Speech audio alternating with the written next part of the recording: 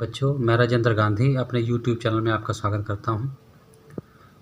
Video शुरू करने से पहले मैं आपसे अनुरोध करूंगा कि अगर आपने इस चैनल को सब्सक्राइब नहीं किया है तो वीडियो के नीचे दाएं और लाल रंग का सब्सक्राइब का बटन है, उसे अवश्य दबा दें। आज के वीडियो में हम आपकी पाठ्य पुस्तक के 10वें पाठ यानी कि 10वें पाठ के अनुवाद पर चर्चा करने वाले हैं, जिसका नाम है कृषिकः कर्मवीरः। कृषिकः का मतलब होता है किसान और कर्मवीरः का मतलब होता है परिश्रमी किसान। आपकी सुविधा के लिए मैंने ये अनुवाद इस पाठ का लिख दिया है। आइए इसे समझने का प्रयास करते हैं। पहला श्लोक है, सूर्यस्तप्तु, सूर्य तपाए, मेघः बादल, वा या वर्षन्तु जल बरसाए, विपुलम अत्यधिक, जलम जल, कृषिका महिला किसान, कृषिको पुरुष किसान, नित्यम निरंतर, शीतकाले अपि सर्दी के मौसम में भी, कर्मठौ निरंतर क्रियाशील। सरलार्थ है, चाहे सूर्य तपाए, चाहे बादल अत्यधिक जल बरसाएं, किसान और महिला किसान सर्दी के मौसम में भी निरंतर क्रियाशील रहते हैं। भावार्थ है, किसान कठिन से कठिन परिस्थिति में भी अपना कार्य निरंतर करते रहते हैं। अगला श्लोक है, ग्रीष्मे, गर्मी में, शरीरम शरीर, सस्वेदम पसीने से लथपथ, शीते सर्दी में, कंपमयम कंपन युक्त, सदा हमेशा, हलेन हल से, च और, कुदालेन कुदाल से, तौ वे दोनों, तू का मतलब होता है तो, क्षेत्राणि खेतों को, कर्षतः जोतते रहते हैं। सरलार्थ है, गर्मी में शरीर पसीने से लथपथ होता है और सर्दी में हमेशा कंपन युक्त होता है, फिर भी वे दोनों पति पत्नी हल और कुदाल के द्वारा खेत जोतते रहते हैं। भावार्थ है, मौसम कैसा भी हो, किसान और उसकी पत्नी खेत जोतने का कार्य करते रहते हैं।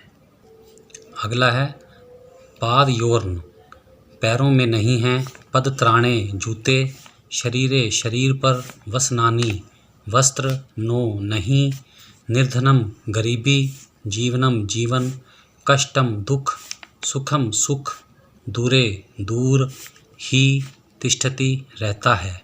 सरलार्थ है, उनके पैरों में न जूते हैं, न शरीर पर वस्त्र हैं, उनका जीवन गरीबी और दुख से भरा है, सुख तो उनसे दूर ही रहता है। भावार्थ है, किसानों का जीवन दुखों और तकलीफ़ों से भरा हुआ है। अगला है, गृहम घर, जीर्णम पुराना, न नहीं, वर्षासु वर्षा के मौसम में, वृष्टिम वर्षा को, वारयितुम दूर करने में, क्षमम समर्थ, तथापि फिर भी, कर्मवीरत्वम परिश्रम की भावना, कृषिकाणाम किसानों की, न नहीं, नश्यति नष्ट होती है। सरलार्थ है, उनका घर पुराना है जो वर्षा के मौसम में वर्षा को दूर करने में समर्थ नहीं है, फिर भी किसानों की परिश्रम की भावना नष्ट नहीं होती। भावार्थ है, किसान हर हाल में मेहनत करने के लिए तैयार रहते हैं। अगला है, तयो उन दोनों के, श्रमेण परिश्रम से, क्षेत्राणि खेत, सस्य पूर्णानि फसलों से युक्त, सर्वदा हमेशा, धरित्री धरती, सरसा हरी भरी, जाता हो गई है, या जो, शुष्का सूखी, कंटकावृता कांटों से भरी हुई। सरलार्थ है, उन दोनों के परिश्रम से ही खेत हमेशा फसलों से युक्त रहते हैं, उन्हीं के परिश्रम से सूखी और कांटों से भरी हुई धरती हरी भरी हो गई है। भावार्थ है, किसानों के परिश्रम के कारण ही हमारी धरती हरी भरी और खेत फसलों से परिपूर्ण है।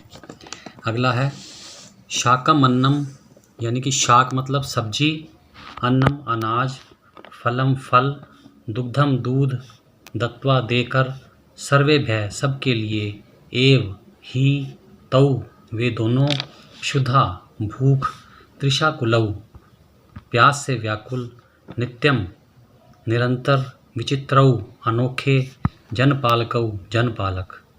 इसका सरलार्थ है, ये दोनों सभी के लिए सब्जी, अनाज, फल और दूध देते हैं, फिर भी ये अनोखे जनपालक भूख और प्यास से बेचैन रहते हैं। भावार्थ है, सभी मनुष्यों के अन्नदाता किसान स्वयं भूख और प्यास से बेचैन रहते हैं। आज का अनुवाद यहीं समाप्त होता है। आज जो हमने पाठ पढ़ा है उसका सारांश ये है कि किसान कठिन से कठिन परिस्थिति में भी अपना कर्तव्य पालन करते हैं ताकि हमारे देश के अन्न भंडार भरे रहें और धरती हरी भरी रहे। लेकिन आज हमारे देश का किसान भूख प्यास से व्याकुल है। उसके सिर पर छत नहीं है और वो कर्ज के बोझ तले दबा हुआ है। कहीं कहीं तो किसान आत्महत्या करने के लिए भी मजबूर हो रहे हैं। हमारी सरकार और हमारा फ़र्ज़ बनता है कि हम किसानों का आदर सम्मान करें और जहाँ तक हो सके उनकी समस्याओं को सुलझाने का प्रयास करें। इन्हीं भावनाओं के साथ मैं आज का वीडियो समाप्त करता हूँ।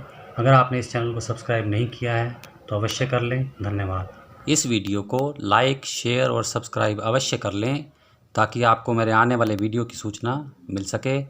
धन्यवाद। आप सबका कल्याण हो।